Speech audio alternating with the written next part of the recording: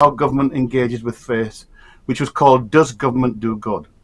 Now, whilst people across all faith groups have welcomed the report, which seeks to scope how government should approach the question of religion and faith, and one of the key objectives of the report is to establish a clear distinction between legitimate expressions of faith, belief, and identity in a democratic society and those that represent what the report termed as extremist views, which may lead to violence both within faith-based communities and in terms of sectarianism and hate towards others. Now, I think that there can be few rational people who could object to the broad aspirations, but as they say, the devil is in the detail.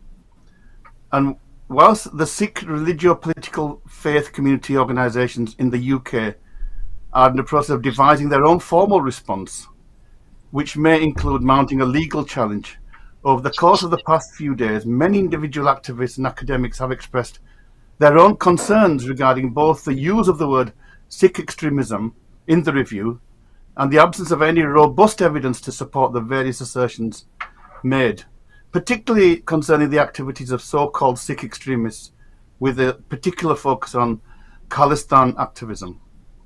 Now, it was the former Prime Minister Boris Johnson who, in October 2019, had appointed Colin Bloom as an independent faith engagement advisor to provide recommendations to the Secretary of State for Communities on how government should engage with faith groups in England. And of course, Boris Johnson is no longer here now.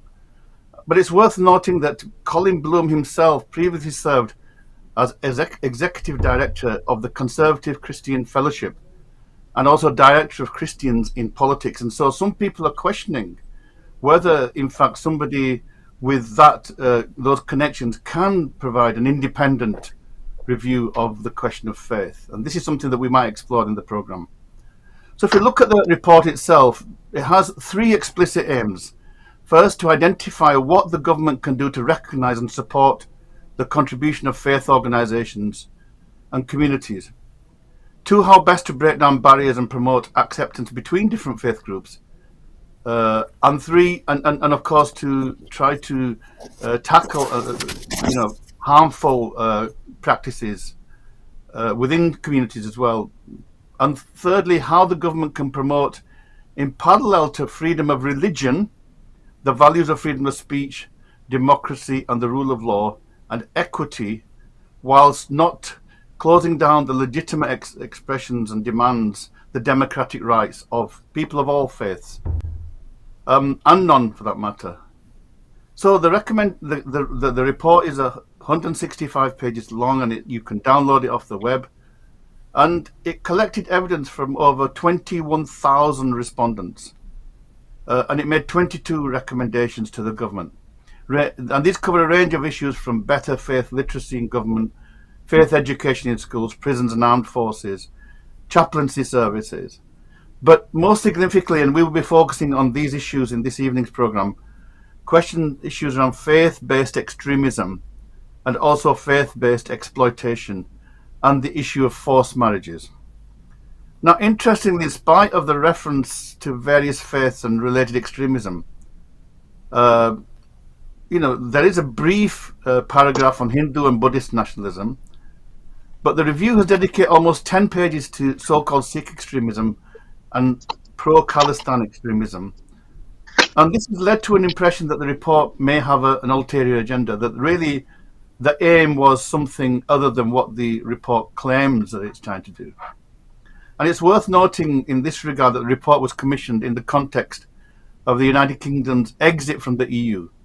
And Boris Johnson, the Prime Minister at the time, was endeavouring to secure trade deals significantly with India. And we know that India for a long time had been critical of the British government for not cracking down on so-called Khalistani activists. Now, as a sweetener, the reference to British Sikhs starts with the contribution of the community to the community, its history, its interfaith dynamics. But then it does really launch into a whole set of concerns about, as it says, tiny minorities within the community. Now, most glaringly, the report leans heavily on a Canadian-based report by the Canadian think tank, the Macdonald-Laurier Institute, and a report by Terry Miliwowski which was called Khalistan, a project of Pakistan. Now, the Blum report makes no mention of this. Milwaukee's report was heavily criticized by Sikh scholars, global Sikh scholars from the United States, America, Canada, and the United Kingdom, as they've been politically motivated and fallacious and far from the truth. And it's worth noting that the group Sikhs for Justice, who were identified as having links with Pakistani ISS, had a defamation case against Terry Milwaukee and the MacDonald-Laurier Institute. And though the case did not go to a full trial and the SFJ withdrew, in the pre-hearing on cross-examination, Milwaukee conceded that the lack of evidence to support the facts that he made. And he conceded that he did not know of any evidence that Pakistan was involved in the activities of the SFJ. So it is a bit interesting why a report was referenced that has been significant, kind of criticized, and even the writers have said it was false. So, as I said, the three key concerns that they identify regarding Sikhs is, one of them was that there's a power struggle within the Sikh community, the British Sikh community, around who should represent the Sikhs, who are the legitimate representatives, and that the report argues that certain groups are using maybe intimidating tactics to try and assert their political ascendancy. And the second concern, as I said, is around what they call a fringe element and the ideology of Khalistan. And they make a distinction between the promotion of Khalistan as a democratic right and what they call the aggressive and sectarian actions of some so-called pro-Khalistani activists. And the third area of concern was around sectarian and anti-Muslim sentiment, as well as legitimizing certain misogynic behavior. And we'll touch on some of these. Now, interestingly, the Sikh reaction, and we will hear more from our panelists today, has been generally hostile to the report. And a number of activists and academics have expressed their views on social media. One of our guests today, and he will explain further, Dr. Sajinder Singh Sangar, for example, and I quote what he said that UK Sikhs will question the stereotypical conflation of the term Sikh and extremism in the Blum report, and that this type of labelling of the Sikh community would negatively impact the community's public image. Another academic, Associate Professor of Sikh Studies, Dr. Apinderjit Kaur Thakur from the Centre for Sikh Studies and Punjab Studies at Wolverhampton, tweeted a scathing response, which he described as an absolutely, and I quote Apinderjit, an absolutely appalling representation of the Sikh community. She argues the Sikhs are a model faith community and not a bunch of bullies and misogynists. And another community activist and podcaster, Mankamal Singh, along with one of our guests today from the Sikh PA, questioned why the Blum Review had made no reference or inclusion to the UK Home Office funding research Sikh Radicalism in Britain, compiled by Dr. Jasjit Singh, which, as I said, Mankamal Singh contradicts the picture that the Blum report paints. Now, if we look at the other faith communities, there's some interesting responses. The Hindu community has also been critical of the report. And although, as I said, they only had a couple of paragraphs, it does mention the rise of Hindu nationalism and makes reference to certain individuals with, and I quote, Hindu political interest in India, and the targeting of public figures in the run-up to the 2019 election, as well as suggesting the same extremist Hindus were behind the 2022 Leicester unrest, which Blum suggests could destabilise British society, which is quite a dramatic statement to make, given it was a very isolated incident. And Drupti Patel, the president of the Hindu Forum of Britain, and I think you can see a picture of her, reported in the Times of India, claims to have received objections to this part of the review from all over the world. And I quote from her, she said, the reference to Hindus in Leicester is wrong on numerous reports. Have found that the violence was triggered by pro-ISIS or anti-Hindu hate preachers spreading fake news. What is Hindu nationalism in the UK? What does it even mean? Standing up for your rights does not mean that you're an extremist. Now, if we think about the Muslim, they also reacted, the Muslim Council of Great Britain. And, in some senses, the Muslim community have been under this radar for many, many years since 9/11. So, being labeled and identified as being, associated with terrorism is nothing new for Muslims. But interestingly, the Muslim Council of Britain generally and quietly approved the report, welcomed, but also criticised it. They endorsed the observation that faith in the UK is a force for good, and also welcomed the recommendation to introduce Sharia-compliant student finance and loans, and also the need to confront anti-Muslim hate. However, the Muslim Council of Britain was highly critical of the ongoing divisive view expressed that, quote, British Muslims primarily are seen through the prism of security and counter-terrorism. And the group was also critical of the report's attempt to draw a distinction between Islam and Islamism, which it said is, and I quote, an ill-defined term widely used not only to describe violent extremists that we all oppose, but also to cast aspersions on those Muslims who are exercising their democratic right to disagree with the government of the day. So this is just some of the background, and we will explore issues specific to Sikhs. So I'd like to introduce our panel now, and then we'll get on with exploring some of the issues. So first of all, I'd like to welcome Jasveer Singh from the Sikh Press Association. And now, Jasveer is currently based in British Columbia in Canada, although he's formerly from London. So he's the senior press officer for the Sikh PA, which he's been involved in since 2015. And in this role, Jasveer works across all sectors of the media, supporting Sikh organisations and individual and panthik endeavours.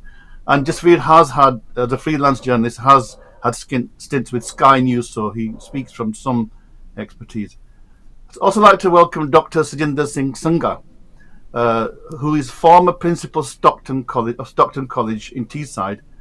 Sangha Sahib is an educationalist, writer and political analyst who has a specific focus on South Asia and the diaspora. And he's been very active in establishing Sikh and Punjab studies within the UK, and has also been an active contributor to the Sikh think tank in the past. And last but not least, we've got Sukhvinder Singh Padda. Sukhvinder is a human rights activist and equality and diversity expert. He's currently Associate Director of Equality and Diversity and Inclusion at the University of Wolverhampton, and he's previously worked for the Equality and Human Rights Commission, and also numerous Sikh bodies, including Sikh Federation and the Sikh Council. And we will later take a call from the journalist Amardeep Bassi, and I'll say more about him afterwards. We did ask Colin Bloom, the author of the report, to come and join us, but he didn't even respond. But the invite is open, and the Punjab Broadcasting Channel will welcome him any time. So, as I say, in terms of the report itself, there are kind of 5 key areas I think that are of interest to Sikhs, and that need to be explored further. And those around this question of religious extremism. There's a question around conspiracy or fact, whether this report is a conspiracy or whether it's reporting fact. There's issues around freedom of speech, issues on sectarian hate, and also I think an issue around the role of the Akal Takht, or where is the authority that Sikhs drawn. So I'm going to kind of start off with this first question, and this is one for everybody, and perhaps Jasveer, you can kick off on this one. So one of the main aims of the research is to develop religious literacies amongst government bodies, and generally people have welcomed that, and to establish clear definition of religion and belief and faith. But the sticking point seems to be the distinction between legitimate expressions of faith and what is called religious extremism. The report identifies problems with this definition themselves, and they say that work needs to be done. But Bloom notes, and I'm quoting, that it is also true that in almost every faith group there exists a minority of people who turn away from conventional, peaceful religious teachings towards extremism and violence.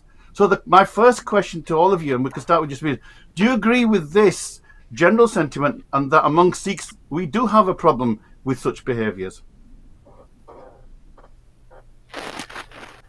No, not in the slightest.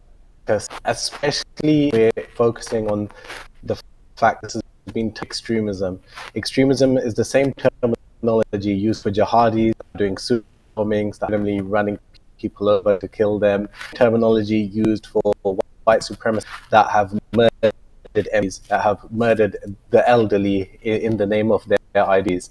To use that same terminology for Sikhs that are doing things like peaceful protests at God might not be to everyone's taste, but they cannot be compared to the type of extremism seeing from other groups. So the terminology must be vastly different. Behavior is also vastly different. So I completely disagree with the way the Sikh community has been in the Bloom review. Okay, just come back on that, and I will bring the others in. So would you then say that there is no extremism among Sikhs whatsoever? Yeah, if we're going to use that terminology, then definitely there's no extremism among Sikhs, in the UK especially. And just to expand on that, if we're going to take it outside of the UK, resistance against India, then we need to include the context of fascism in India, which has resulted in massacres that we're aware of, the Sikh genocide, of course, being the main thing that we think about when we think about that issue. Okay, thanks. We'll come back to that. Sukhvinder, I mean, you work in the field of equality and human rights and hate crimes, yeah? And we talk about hate behavior, far right extremism, and the report does mention other groups as well, but it also says that there is an element among Sikhs who are using non-democratic methods, if you like, intimidation. Do you agree that there is extremism among Sikhs then in Britain? Can't hear you, Sukh. Sorry, apologies. I think the first point is a contradiction within the report itself, where Colin Bloom says there's no real definition of an extremism. And then he goes on to say actually Sikh extremists. So that's my first point in terms of contradiction. And I think, I don't think there is anything such as Sikh extremism, because what is the definition of extremism? If you haven't got a definition, then how can you say Sikhs are extreme? And while I welcome some of the things in the report around faith literacy, around the recognition of the 5Ks, etc., what really gets me, and in terms of the work we do around university, around decolonization, etc., what this reeks of to me is the colonial mindset that, I'm the master and you my servant. I will decide who represents you. I will decide who is allowed to be a member of a Godra committee or is allowed to be a member of any other committee. And then the point about Sikhs and extremism, the classic divide and rule game that's been played. So I think, for me, those are the serious issues. And again, we'll talk about the report. And you talked about accuracy and factual. And during the discussion, we'll identify a number of inaccurate facts that have been raised in the report. So just on, you mentioned the facts, and I know that, we will question some of the evidence that the report draws on, but the report does quote Sikhs. They don't mention them, but sometimes they quote studies where they themselves have said that they've felt that they've been intimidated and violence and threats have been commonplace. So what would you say to those Sikhs who have contributed to this report through their own kind of views? Certainly, I think it's all in the context. Yeah, it's very easy. I mean, classic example. I responded to the consultation, so I know the things I said, and I can't recognise any of those in this report. I know a number of colleagues and organisations responded, and they can't find their quote in there. And I think the reality is, any society, you get different viewpoints. Yeah, you'll get people in terms of saying I got intimidated, I got harassed. That's their viewpoints. That's their lived experience. I can't really comment on that. What I can say is that actually, sorry, I was going to say actually, if these individuals name themselves, that gives that credibility to the report itself. But to take it out of context and try and label a whole group, an ideology, as being bullies and harassing people, I think that's where it's totally wrong. Okay. I mean, I think I'll go to Dr. Sungar now. I think Colin Bloom might, just on that last point, Sukhvinder, say, well, he says a tiny minority, that he doesn't call the whole community extremists. And Sungar Sahib, in some sense, if that was your criticism, that you said that this report kind of stereotypes the whole community. But then Bloom would say that he has said it's a tiny minority, but it is an issue that needs to be confronted. So what is your general response to that allegation?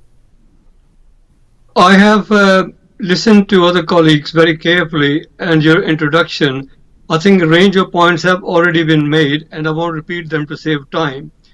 I will go straight on to very pragmatic concern that I have developed. That is that over the years, over the last 40 years, we have been stereotyped across the world by the media, by the administrations, by the governments, by various reports.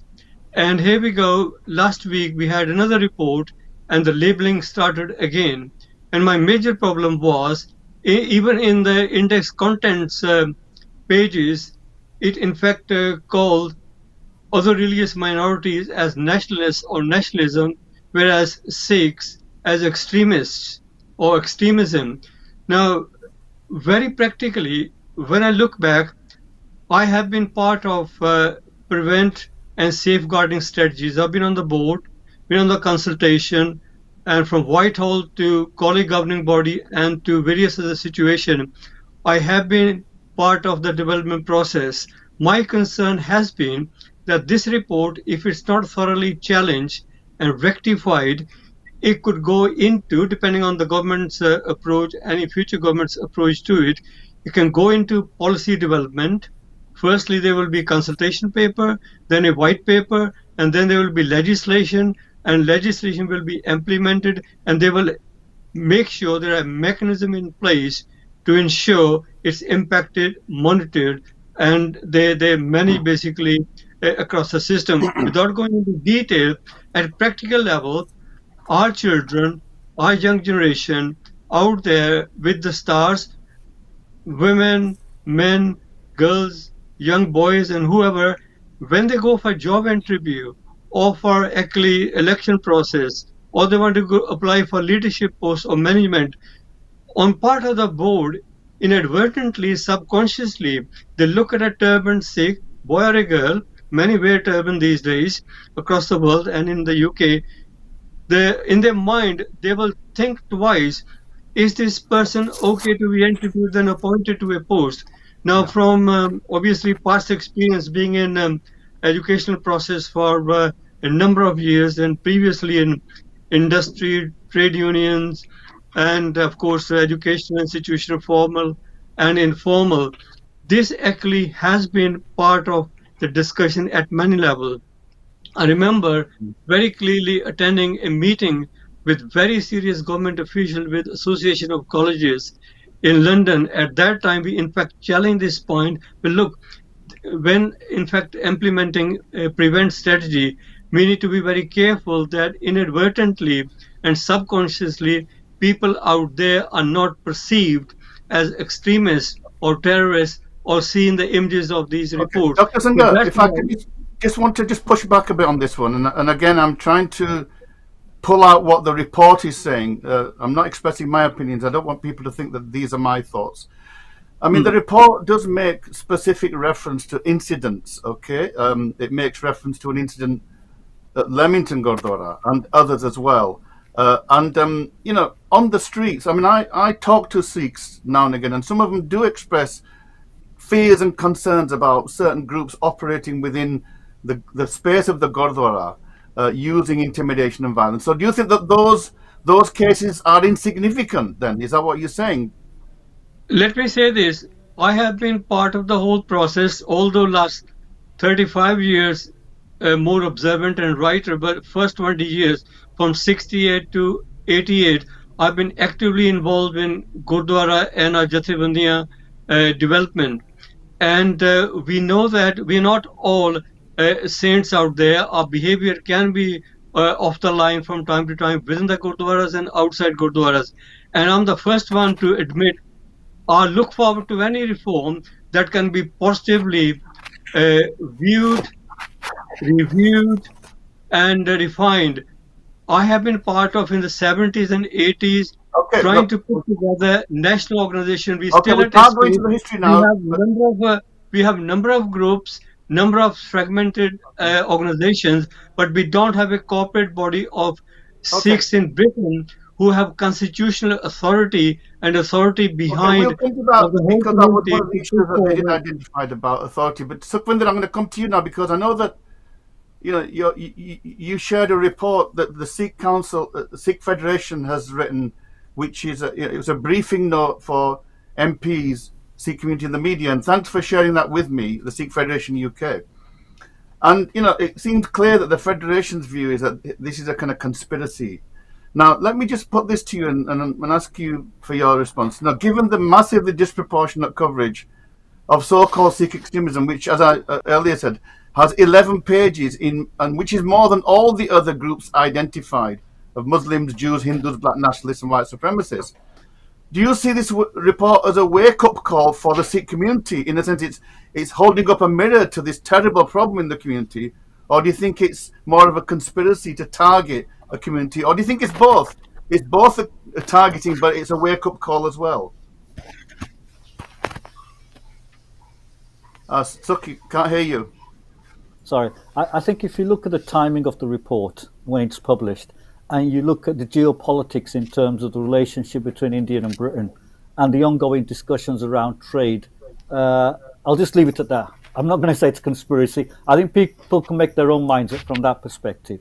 But what I think it is a wake-up call. But the Sikh Council, the Sikh Federation paper that you issued, clearly says it's a conspiracy to target and to defame Sikhs. No, certainly. I mean, if we go into the historical context, and we'll touch on that later in terms of why it's a conspiracy, because this isn't the first time these issues have been raised.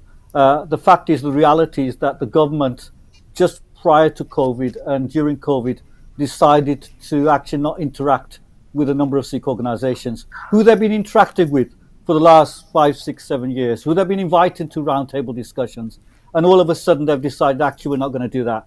And that's where the conspiracy comes in.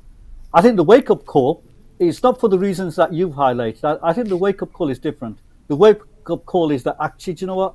We need to get together and respond on this. This is having an impact, not just at the current climate, as Mr. Sangha has said, actually, this is a long-term impact on us. And how dare, and I think this is the main point, and I think I might get emotional here, but I think, emotions are arisen. How dare an individual from another faith tell me what to do and how to define my faith? I think that's a central core point for us here. And I think the purpose of the briefing from the Sikh Federation was very much around the facts. And I think one of the reasons for doing the briefing is, hypocritically, in his report, he says that actually you need to use the democratic process to raise your opinions and viewpoints, but you need to do that through the ballot box. We're actually in the UK, there's another process called lobbying. And he contradicts himself on that. And this is an example of lobbying by the Sikh Federation, where we've written to a number of MPs to say, here's the facts. This is what Mr. Bloom is saying. Here's the actual facts. Now you make up your mind in terms of what's right or wrong. Okay, thanks very much for that. We will come back to that. And just I'm going to come to you with that same question, really. Is this a conspiracy? If I could just... Yeah, come in, yeah. Yeah, okay. A couple of things that I just need to catch up on. Firstly, we did mention the Terry Malusky report from Canada, and I think you covered all bases with that, except one thing. It was written on behalf of the Macdonald-Laurier Institute. The Macdonald-Laurier Institute promote trade between Canada and India. That's a fact, and to think that didn't play a part in this accusation against the Khalistan movement, I think you'd have to be quite silly to dismiss that having an impact on it. I think we need to include the context that since things like the farmers' protest, such movements have galvanized a lot of support for things like Khalistan and for Sikh sovereignty in general, and in general it has stoked up a lot of condemnation and I guess realization of the state of India and the current regime under Modi, which I would describe as fascist. I want to touch on also what you talked about within the Sikh community, the UK dynamics of bullying, so-called bullying. The first thing is to note that the government is in no place to judge. They've currently got their own bullying scandals going on, with Dominic Raab having just resigned, accusations against Priti Patel, widespread accusations in the civil service and across government about bullying. And now, I'm not saying this for the sake of whataboutism, what about them? I'm saying that there's a reality of the fact that in environments, which include kind of faith leadership groups, bullying accusations are part and parcel. If you talk to people with high-level corporate experience and in any sort of environment, if you look at sports dressing rooms, sometimes you'll hear about certain stories of people acting in a bullying nature sometimes. So it's just part and parcel of these environments. The second thing I want to say to that, just very last thing, G, about the bullying thing. There's two ways that this goes when it comes to bullying. There's a lot of condescension and ostracization from Sikh political figures, from those within these leadership positions when it comes to others within the Sikh community.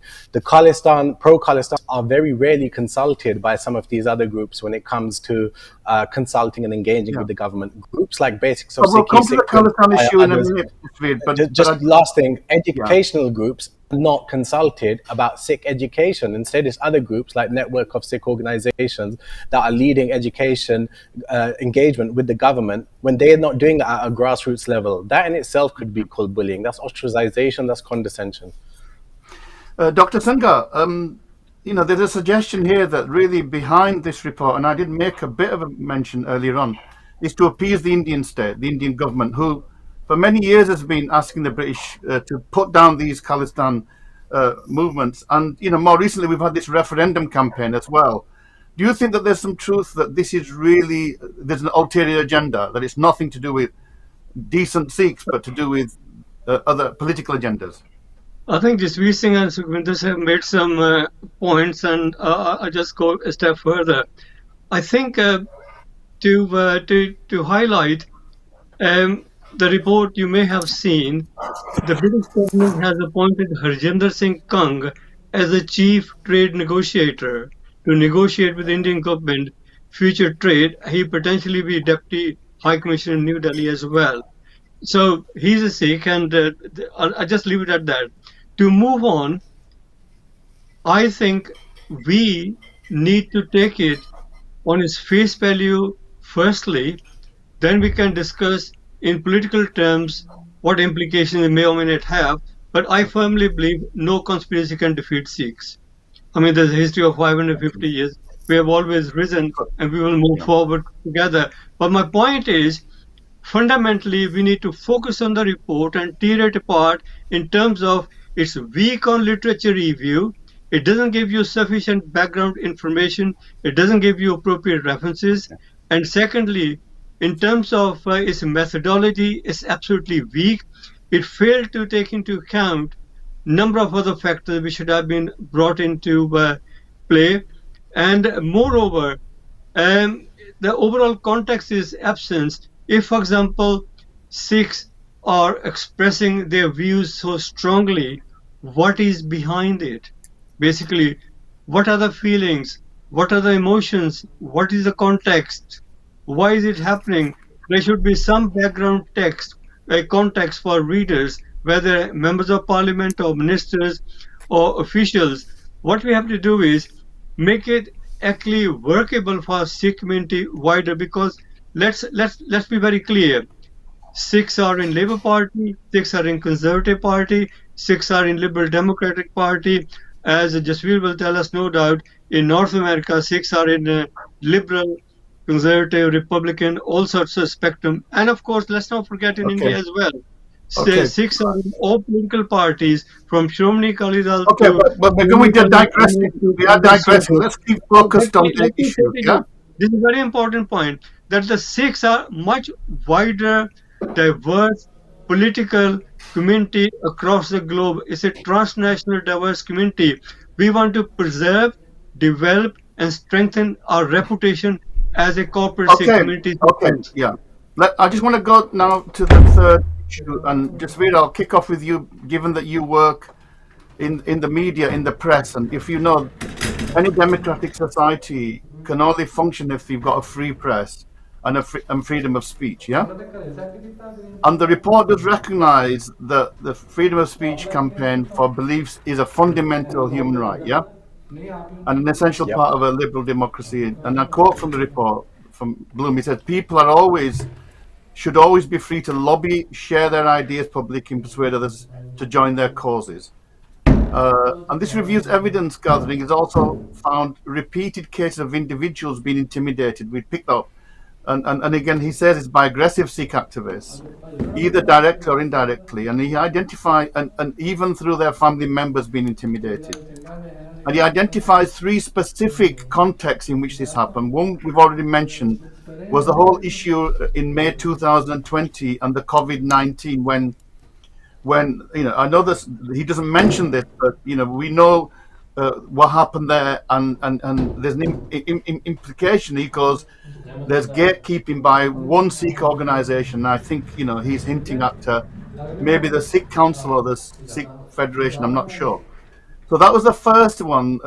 Whether people have been intimidated in terms of representation. And second concern was a division between what he called extreme fringe ideology with a pro-Khalistan view, and then others, and the intimidation that takes place. And the third one was around some of that stuff and anti-Muslim hate. And we won't go into that, but I've got Amardeep Basi on the phone. I just want to pull him in for a few minutes, and then we will come back to you. So Amardeep, I don't know if you've been watching the show, but one of the issues I'd like you to, and just to say, Amardeep Basi has a renowned journalist. He worked for Huffington Post, and he's written a lot of articles and a lot of work on so-called Sikh extremism. Amardeep, do you think that this report and the research is raising genuine concerns that the Sikh community should be tackling, or it's more to do with a conspiracy by the British state to defame the Sikhs and maybe to please India and Modi's regime?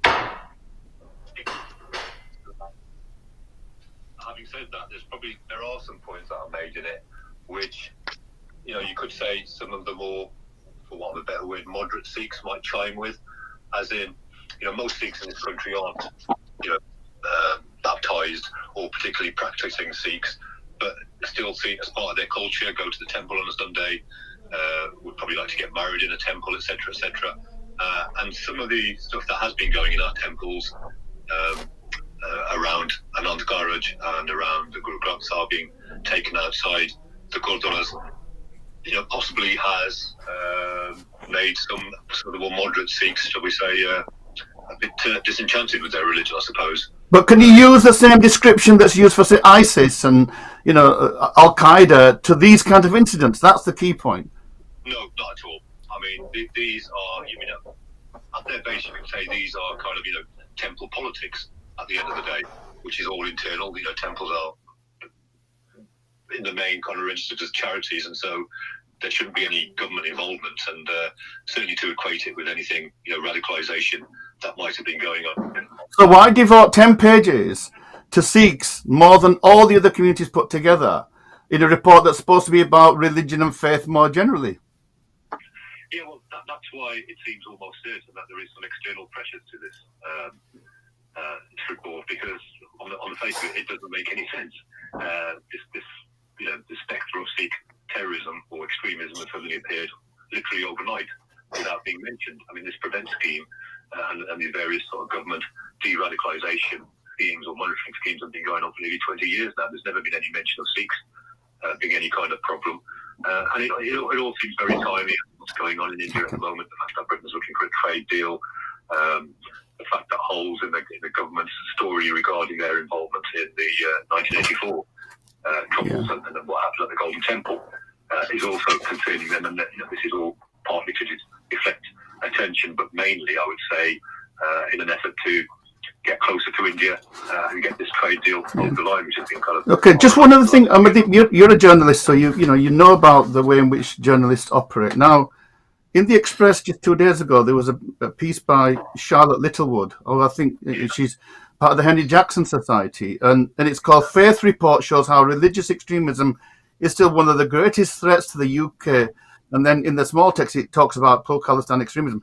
So this seems to be really presenting Sikh extremism as this threat to the kind of UK. I mean, is it a threat to the UK? I think only Charlotte seems to think that. I've not seen that mentioned before. I certainly recall in the 80s, the then Chief Constable of Westminster Police, that was quite a, well, again, what seemed like quite a bizarre statement then when he said, especially in the mid-80s, that one of the biggest after the IRA facing the UK with big extremism, but certainly in the last 20, 30, 40 years, there's never been anything as far as Yeah. I've seen regarding Okay. any concern by the government to do with Sikh extremism. And indeed, there was a report that they themselves commissioned that Dr. Justice, I think it's Yeah. Dr. Justice thing from Leeds University. That's it, yeah.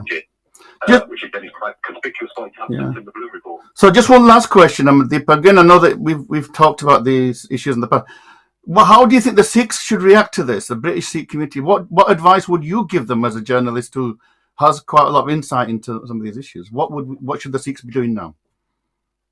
Well, I mean, I suppose that there's always writing to your MP or councils or whatever to kind of ask them for give them your thoughts on this report, how you think it might be unfair and not reflective of the Sikh nation in the UK. But like I said, as far as the Sikhs are concerned, maybe there are some parts in the report which might be a bit of a wake-up call in the way some of our temples are run or seem to be run, or the perception of certain moderate Sikhs that our temples are being taken over by aggressive Khalistani types or whatever.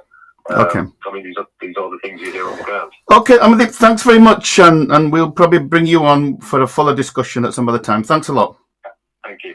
Jasveer, I'm going to come back to you, and maybe you can pick up that last point from Amandeep, that at the end of the day, this report is an opportunity for us to both to push back against the defaming of the community, but also an opportunity for us to look at some of these issues on the ground and see whether we can do things better. What do you think about that? Do you think that we do need to we need to listen to some of these concerns, like, for example, the debacle around the COVID-19, as I said earlier on, the issue around the way in which we maybe implemented the interfaith marriage issue, which again, drew heavy criticism, not just from others, but from Sikhs themselves. Yeah, just be. A few things, I guess. Look, what this comes down to, I think, a lot of the time, and I think Amandeep Bassi, who is a fantastic journalist, I think he just displayed there, is sometimes a misunderstanding of where these issues come from. Since around 2012, with the explosion that groups like Basics of Sikhi created through education on social media for the wider Sikh community, there's been a greater understanding of concepts like Miri Piri, of concepts around our respect for Guru Granth Sahib Ji Maharaj. And that has seemed to bypass a lot of the community, or some sections of the community. So when there's pushback about things like interfaith and encourages, that's where it comes from. It comes from an understanding that the Gurdwara that are practicing the commoditizing the Anand Karaj and selling it off to interfaith couples, they're actually going against strict decrees from the highest bodies, the same bodies which the review actually recognized, like the Akal Takht and SGPC, as the leading bodies of authority in the Sikh community. Yet they completely undermine them in a lot of the report. And if we're going to talk about the kind of... But the point is how you implement those things, yeah? And whether you use intimidation and violence and threats to do that, which has been reported. Look, violence has not been used. Let's be clear, violence has not been used. I think they've got about 2 incidents that can be classified as violence that are at least 10 years. And they're just, by the way, there's not even any fact proven. There's no one being arrested that's confessed that they did this because of so-called Sikh ideology or anything else. It's pure conjecture. So let's not use the word violence. And I think, again, Dr. Surjinder Singh mentioned he was working to prevent. The pushback should have started a long time ago, because there's just a misunderstanding and a conflation of a lot of our ideologies. Just the very last point, you talked about kind of the faith leader issue. Who would be suitable for the position to be titled as a faith leader for the Sikh community? Should we not be allowed to decide that for ourselves as a community? If I was asked to act as a faith leader for the Sikh community now and be given that title, I would actually say, no, I'm inappropriate. I'm not fit for that position. There's other people that you should go to. Why can't we understand that that's part of the issue too? So we need to look at these things separately in terms of the Bloom Review categorically is an attack on the Sikh community. It's framing us with jihadis and Nazis that are out there killing people. What we need to do internally within the community is our own issue that we will look at, and we are addressing. We're addressing it with things like this. 15 minutes just. I'm going to come to Sukh on that point, because I think there's an issue, and it also links to another question I've got around the role of the Akal Takht, an issue around authority and who has authority over Sikhs in Britain and Gurdwaras. We obviously have the Akal Takht Maryada, and in the interfaith marriage issue, there was an edict from the Akal Takht. But one of the criticisms is that somebody remotely 6,000 miles away, under all kinds of political patronage, cannot really sense how you might implement these issues in this country. And what happened was that somehow people took a license, and other criticisms are that they tend to be selective as to what issues are implemented and not implemented, and also that some Gurdwaras don't even follow the Akal Takht Maryada. So how do we create some kind of consistency? And I think that sometimes is the issue, and maybe people feeling that certain individuals are targeted or certain institutions are targeted just because of other kind of politics. What would you say to that argument that we have to develop our own authority that could reference Akal Takht, that we can't really run Sikh affairs in the UK remotely from another country? I think there's two issues here. First of all, I think it's we focus too much on the Akal Takht Jatadar as a spiritual leader of the Sikhs. Well, actually, in reality, if you look at historical context, there is no such leader of the Sikhs as a perspective. Yeah. So the Akal Takht is a central point for Sikhs to gather together. But I think the weakness is that the Akal Takht is not sovereign. If the Akal Takht was sovereign, the ideal structure would be that actually in each country there would be an office that's linked to the sovereignty of the Akal Takht. That's the ideal way we will work things. Secondly, I think let's look at historically. Let's look at the Guru's teachings. Let's look at the Guru's times. How, after the Guru's time, how did the Sikhs get together? How did they make their decisions? How did they decide who's the authority? And the reality is that, in the UK, we can't go down the Western model of a leader representing the Sikhs. That does not count. That doesn't exist in Sikhi. Each Sikh is sovereign in themselves. But what we have had in the UK, and it's worked fantastic, is that when there are issues similar to the Missile period, when there's issues, I'll give you the example of when you had the legislation around the Star in airports. A number of Sikh organizations that were working at the grassroots were interfacing with the government at that time, got together and developed a common strategy in terms of how do we approach that. Yeah, different approaches, but a common strategy. We've had a number of areas where there's been issues of concern where Sikhs have got together because there's a model for us to get together. The concept of the Sarbat Khalsa, the concept of the collective, that is here, but we seem to disregard that. And I think a very important point, and I'm going to highlight this, is where the Bloom report goes wrong, and I won't put the historical context into this. The government was interfacing with Sikhs, recognizing there is not one central hierarchy structure like the Jewish rabbi or the archbishop. They were talking to Sikhs with a number of organizations holding roundtable discussions. And let me give you a flavor of things. You had the Sikh Federation, you had the Sikh Network, you had the British Sikh Consultative Forum, you had a network of Sikh organizations, City Sikhs, United Sikhs. Now, these are organizations that were already working and raising issues in their own ways with the government. The roundtable was actually getting all those together to discuss the issues with the faith unit. That was a way of the collectiveness, the diversity within the Sikh community. And yes, when there were issues that were outside of certain remits, so for example, there's an issue around looking at gender and women, then representatives from those organizations would send a female representative. Now, to a certain extent, that's a model that can be built on further. What happened post-Brexit, and this is the important thing to note, the government decided that actually we don't want to do those roundtables anymore. What we want to do is we want to get people who want to be on the roundtable to put their nomination forward. Never happened with any other organization or any other faith. And when that was countered, then suddenly what we had after COVID was the exclusion of a number of Sikh organizations. And you can see the pattern. Those same Sikh organizations who they think are linked to the Khalistan ideology, had a Khalistan, we're working for self-determination, we're raising issues. Now, what was happening at those roundtable meetings was that if you were raising an issue of concern, the classic example where the Home Office was challenged to say, you got an Offensive Weapons Act coming in that's restricting the Quran. Where were you?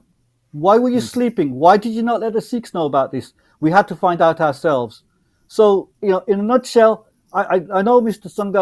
Sangaseb talks about a national body or representative. You don't need a national representative body. The Sikhs are well enough to get together and decide amongst themselves who they want to represent. Now, we talked about the faith leader.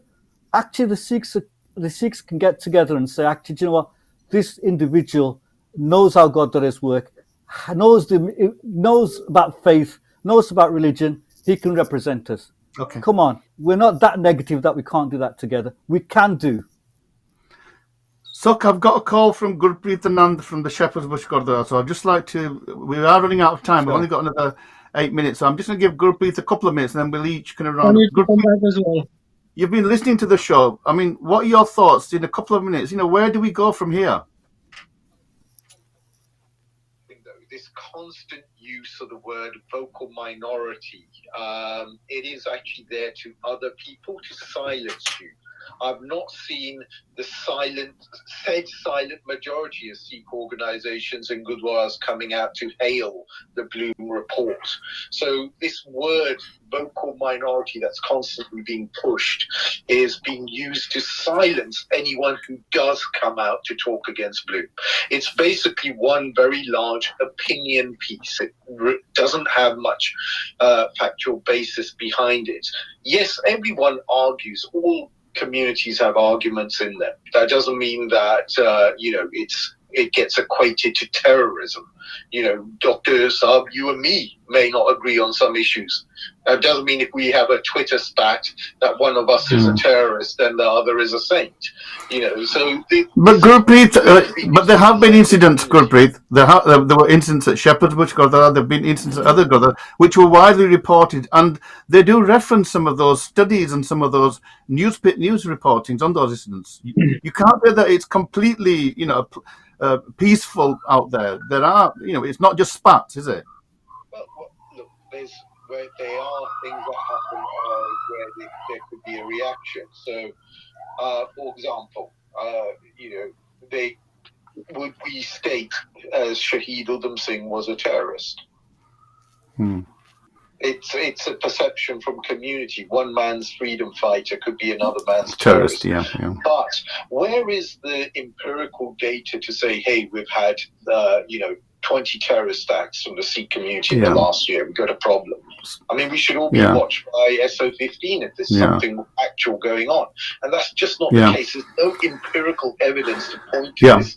This is an opinion piece, and it's designed to show who are going to be the gatekeepers for the Sikh community going in. Okay, Gurpreet, I'm going to have to stop. We are running out of time, but you've hit the nail on the head, I think, that's suggesting that, the evidence is very weak. But thanks for calling, So we are now, we've just got 5 minutes. I'm going to give Dr. Sangha 2 minutes, and then each of the other guests 1 minute, and then that'll be 1 minute just for closure. Dr. Sangha, where do we go from here? Dr. Where we go from here is quite simply that I like to kind of rectify some of the points made. One is that supreme authority in terms of religious philosophy and political philosophy is source is Guru Granth Sahib. Secondly, Panj Pyare, Guru Gobind Singh Sahib himself submitted to Panj Pyare, so it's a very, very democratic process. And thirdly, in modern terms, Akal Takht and Panj Takht remain the supreme temporal and sovereign authority of Sikh. Now, sovereignty is not only about political control, it's about being morally, ethically, and spiritually supreme and be able to interpret Guru Granth Sahib's Bani in terms of day-to-day contemporary needs. And moreover, what does that mean in terms of this conflict? What does it mean in terms of resolving these conflicts? Let me come to the point made already. In political terms, in Britain, for example, near home, we have range of political groups and there is a diversity.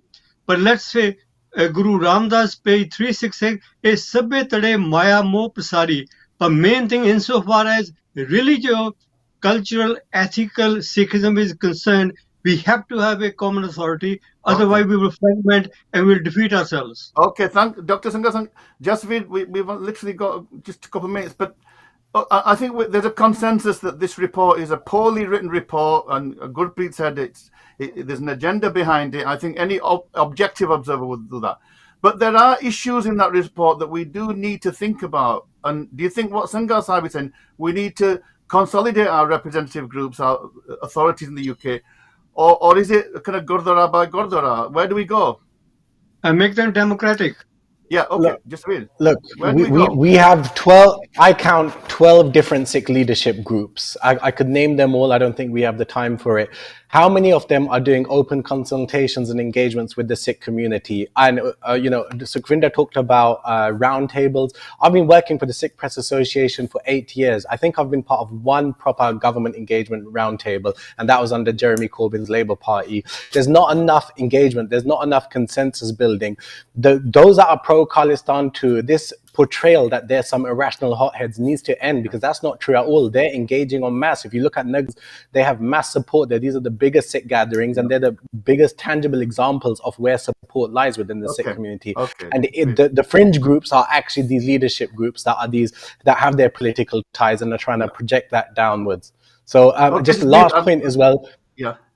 You mentioned the Henry Jackson. You mentioned the Henry Jackson Society, for example. They've written reports praising Modi, calling India to be a global partner for Britain. They absolved the Hindu nationalist movement for any involvement in the Leicester riots. We need to understand where the influence lies. That's your view. Thanks very much, Sukhvinder. We're talking about that. This is a divide and rule strategy. They don't need to divide us. We're already divided. Many of our organisations. So we need to learn something from this as well. I think for me it's going back to basics. When we had this issue when it first started with Gurban, and what we actually did, we had our own Sikh roundtables, exactly what Jasveer is saying, and I think we need to go back to that, is to say have our own roundtables, have our own consultations, get together as an organisation, as a community, and then decide what we do. We talk about Sikh leadership. Come on, let me be. I'm playing devil's advocate to some extent, but let me suggest that some of those roundtables haven't been that round, that there's always been kind of political game playing, and we need to get out of that game. No, I totally agree with you, and that's where it's going back to basics, going back to the core principles of Sikhi, going back to the core principles of how we governed ourselves in the past. And for me, it's the concept of the Panch Pradhani. Sangar Sahib talked about it, but it's the collective decision making that the Gurus taught us. Our history teaches us that we can get together. But the important thing, and you hit it on the head, Ghulam, is about we have to get rid of our ego. Every individual. And that we can only do that if we go back to the basis of what Gurmat is telling us. And we've got some brilliant diversity within the Sikh community. Let's be inclusive. Let's utilize those diverse skills and opinions to actually structure and make the Sikh community much better in itself, but also to highlight the issues that are of concern to us and engage with the political system, and not to be afraid to engage. And I think for me, if I may, the last important thing is the scare. We've got 10 minutes, so keep going. We've got 10 more minutes. So for me, one incident I want to really raise, which in the report, is a scaremongering in the report, and the scaremongering is factually incorrect. Yes, we had 2 Sikh organizations that were proscribed. One organization, International Babbar Khalsa, actually suspended its membership. There is no membership. That organization does not exist in this country. Correct. The second one was the ISYF. And Ghulam, yourself, myself, we've been members of the International Sikh Youth Federation. The ISYF was proscribed in 2001.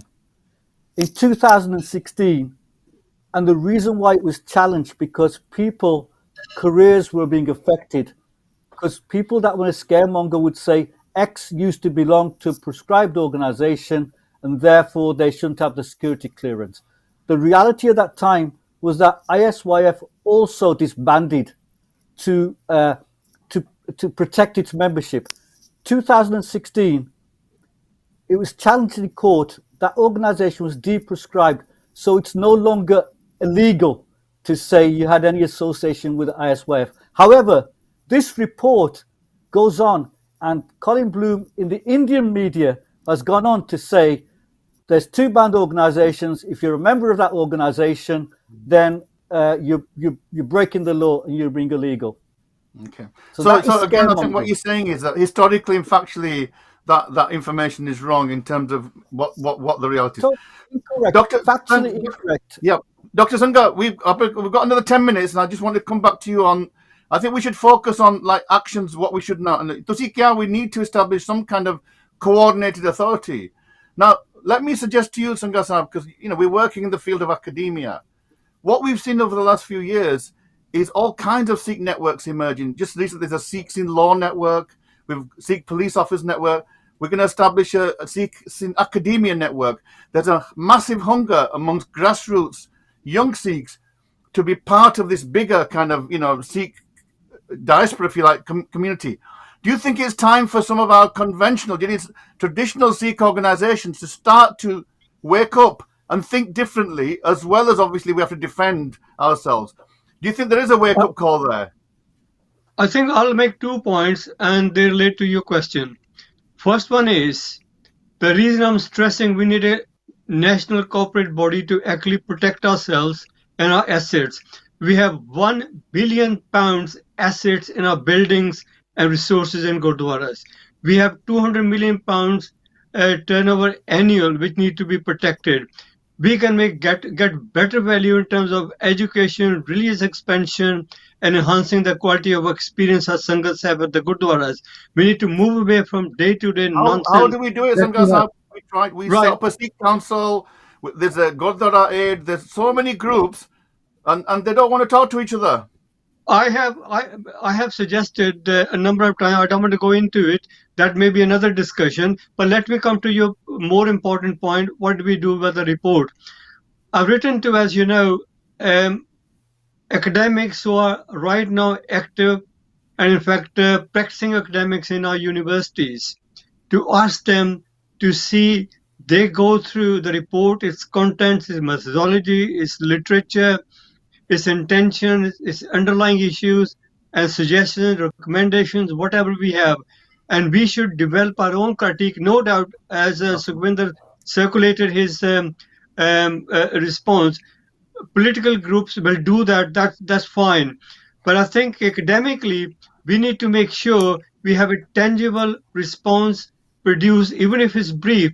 It goes to the report author, as well as to the government, to Cabinet Office, to ministers, to MPs, to lords, in order that any future policy development happens in so view will you of... facilitate, Dr. Sangha, will you facilitate that process then? Is that something that you might want to take up and move forward on? I think I have asked, I've asked Sounded, who is prepared to volunteer and take a lead on it. It doesn't have to be one person. It could be a collective of academics who can actually focus on different aspects of the report. Then we can bring it together and edit it and produce it and circulate for circulation, then amend it and make it final. Okay, just read. I'm just going. We talked about the Miloski report in Canada. Yeah, I'll come back to you, sir. And because I was part of the response to that, the Terry Miloski one. I was one of, and what we did there was a few of us wrote the kind of response, and then we just got loads of academics worldwide to sign. Is that the best way? Is that we don't need a long response? We just need to be. What would you say about what we can learn from that previous case? Definitely, and there's other examples from Canada as well, that when a different report labeled Khalistani so-called extremism as a current threat to Canadians, the BC Gurdwaras Council banned politicians from all stages, and immediately then removed that reference. And what you're talking about now is a good example of, I guess, a bit more bravery and courage when it comes to resisting this framing of Sikh issues. And I'm just going to say there's a lot of cowardice in our Sikh leadership circles. When the government mentions Babur Khalsa, can't we just openly say that what they did was supported because it was believed that at the time, amidst the Sikh genocide, we needed that resistance. That's why the Sikh community do support it at the highest level. The Akal Takht, again, the SGPC, groups which the Bloom Review noted as our authorities, they revere and support these same shaheeds the way we do. So there needs to be a lot more courage. And the example of the reaction to the Terry Miloski report, that's one good example, but we need to see a lot more of that. That's going to come from engagement. That's not going to come from these groups staying in their silos and claiming they're speaking on behalf of us just because they're liaising with their own jatha. They need to actually engage with us. There needs to be a lot more engagement, and people need to actually swallow their pride. If they feel a bit intimidated, that's just part and parcel sometimes of being part of these high pressure environments. You need to be brave. You need to be ready to deal with these Let me take that. So I'm going to come back to you now, because I think there is one issue around the way in which expressions in Punjabi get translated, whether it's tadis or even on the media, So, for example, we will say something like "onu soda lata," Now you can interpret that, but we know what that suggests. Now, in English, that would be seen as some kind of a threat of violence or some kind of so how ਮੈਂ ਪੰਜਾਬੀ ਦੇ ਵਿੱਚ ਸਿਰਫ ਇਹ ਗੱਲ ਕਰਨਾ ਚਾਹੁੰਦਾ ਉਹ ਇਹ ਹੈਗਾ ਕਿ ਆਪਾਂ ਨੂੰ ਪਤਾ ਕਿ ਆਪਾਂ ਨੂੰ ਆਪਣੇ ਗੁਰਦੁਆਰਿਆਂ ਦੇ ਵਿੱਚ ਆਪਣੀਆਂ ਸਟੇਜਾਂ ਤੇ ਆਪਣੇ ਬੁਲਾਰਿਆਂ ਨੂੰ ਵੀ ਬਹੁਤ ਸਮਝ ਕੇ ਬੋਲਣਾ ਚਾਹੀਦਾ ਨਹੀਂ ਮੈਂ ਤੁਹਾਡੇ ਤੇ ਆਉਂਗਾ ਇੱਕ ਮਿੰਟ ਮੈਂ Sukhwinder So do we need to be more literate ourselves in terms of how we talk about our own traditions and struggles, so that we're not open to this kind of accusation of promoting violence? I think answering that point, I think that goes back to what Jazz was saying in terms of cowardness. Let's talk about reality. Let's not be shy away from our history. It's the context and how confident we are to explain ourselves. And I think that's the crucial point. How confident where's are our we to diplomacy? explain ourselves? We can talk about history, but our history is also about diplomacy and winning those arguments. Certainly, and that's where I'm saying the confidence to put those things into context and have that diplomatic conversation to say, actually, this is the context, the historical context that we're talking about. This is the historical way these things are done. I just want to come back on 2 points, if I may, very quickly. One, I think it's very easy for us to say that actually organizations work in those silos, they don't consult.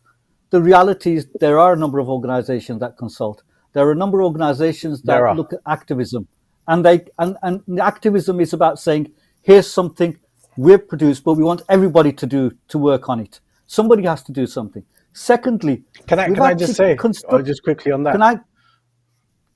I study it. I've been working for 8 years. Just on that point, only 2 organizations I'm aware of that do consultation from the Sikh leadership group, and I say there's 12 of them, and I'll name them if needed. But that's the Sikh Network and the Sikh Federation UK. Outside of that, I can't tell you about any engagement that regularly happen amongst any of the Sikh leadership groups. Certainly, I think sorry, I'm sure others would question that and say, for example, and I would say, where's the proof? I would say, where's the proof? I would say. Would be a good example where there isn't that. Where's the example? Please tell me about the example of the Sikh Council engaging. Like, where's the openness? Okay. I think the Sikh Council. I'll come to you in a second. Can I just get to my point? Your point. Finish your point. I think, and the reality is that we've challenged this government and it managed to change legislation where it's impacting the Sikhs. Let's not forget the constructive work we've done in this country in terms of lobbying. And I just wanted to touch on the point about networks you mentioned. And I think this was something that we both know we tried to, yourself, Gurnaam, myself, we tried to put into structures in place. The reality is that the way we work, rather than a national governing body where you start jockeying for positions, it's about a coalition of organizations, coalition of Godras working together on issue-based issues. The classic example of this report, actually, this is an issue for Sikh academics to take the lead. Organize a roundtable discussion, getting people together. The newly formed Sikh Academia Network. So it's an issue-based, where there's an issue that affects a certain group, where we got the expertise, they should take the lead in terms of holding a roundtable to say, how can we form a strategy to take this thing forward? Okay, I'm going to come to Dr. Sangana, but just before that, I just want to say that as a kind of responsible media and being impartial, any of the comments that have been made about organizations prescribed or not prescribed, historic, Babur Khalsa or anybody else, they're the views of those people and not the channel's views. I just want to make that very clear, because it is really important that we have a independent platform in order that, different views can be expressed, but we need also, be careful about the rules that we have. So Sangar Sahab, really, I'm going to be very direct to you.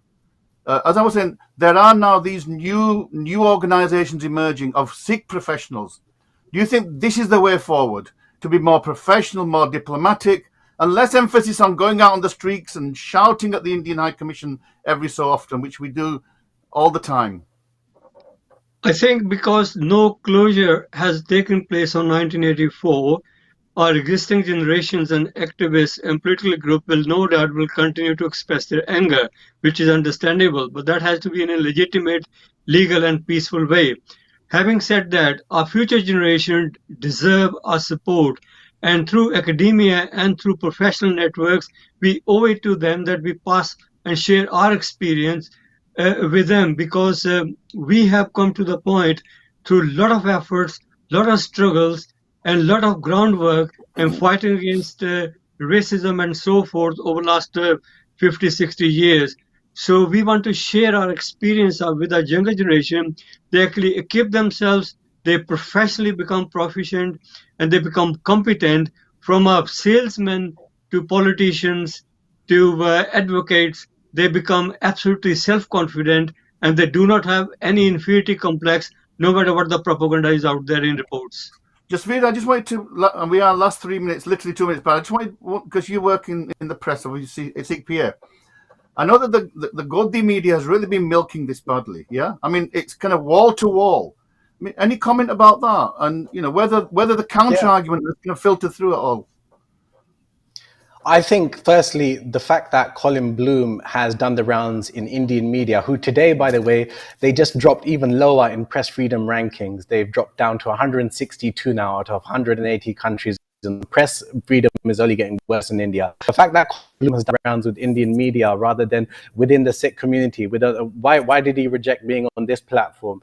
That in itself says a lot. But we have to understand that there is this very targeted agenda from Godi media to frame the Sikh activism, actually the Khalistan movement, in a very negative way, and that is either directly or indirectly, of course, going to influence reports like the Bloom Review. This is the so-called largest democracy in the world, so we need to bear that in mind. We're going to wrap up now, but Sukh, I just want one last 30 seconds from you. I know there's a campaign to, write letters to MPs. What has been the response? I mean, maybe the Tories might not be responding, but have we had any positive vibes from Labour and Lib Dems and some of the others? Are they expressing the kind of anger that we feel? I think there are. I think, MPs are getting the letters. They'll take time to respond. I've had conversations with a number of Labour MPs who are saying, actually, they want a discussion around the report itself and the concerns of the Sikh community. Okay. So I think it will make an impact. And I think the important thing is and the reason for lobbying in terms of politicians is that's where the policy and the influence that Bloom is trying to do. And that's where we got, I hate to use the word, we need to discredit the report. And I think, I'll do my summing up now so I don't come back in. We haven't now, so we've run out of time now, so that's we'll have to get you next time. So it is no problem. Unfortunately, we're running out of time. Thanks all our panelists, Dr. Sangha, Sukhwinder Singh, and Jasveer Singh from Sikh PA, and also to Amardeep Basi. Thanks to the viewers and thanks to the channel for giving us this platform. And we hope to, as I said, do further programs, try to go into it with a bit more depth. And, we want to bring you onto this space as well. So if you feel that you could contribute to the Sikh think tank, you've got an idea, you've got an issue, it could be current or it could be something that, Sikhs need to address. Contact the channel, contact me, and, we'll arrange a program and we'll get into these sensible kind of debates, and I think that's where we need to head. So, if there's anything that I've misrepresented or really forgotten, so please accept my apologies. And once again, thanks for the challenge, and we'll see you again. Waheguru Ji Ka Khalsa.